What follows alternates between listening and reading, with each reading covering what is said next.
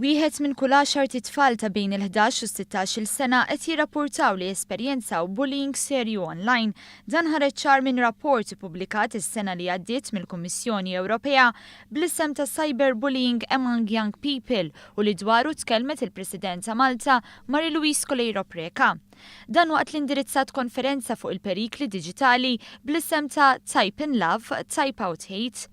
Il-President ta' Malta qalet li l-maġġoranza ta' dawk affettwati mill-bullying qalu li dan wassalhom biex iħossuhom iddepressati b'aktar minn wieħed minn kull 3 jgħid li saħansitra kkunsidra li jagħmel suwiċidju.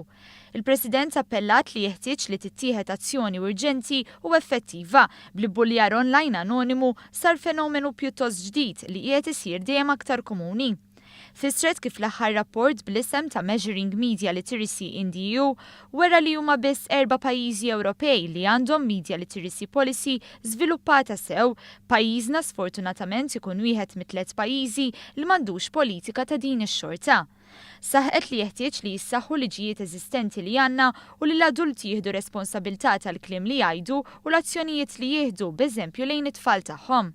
Żiedet tgħid li għandna naħdmu flimkien biex madwar l-Ewropa jinħoloq pjan ta' azzjoni holistiku immirat għal soluzzjonijiet kemm fil-qosor u kif ukoll fit-tul tal-bullying. Min-naħa tagħha l-Membru Parlamentari Ewropew Marlene Mizzi li organizzat din il-konferenza qalet li man 50,000 ritratt ġdid ta' tfal abbużati jittella fuq l-internet ta' kull sena, b'70% minnhom ikunu tfal taħt l-10 snin.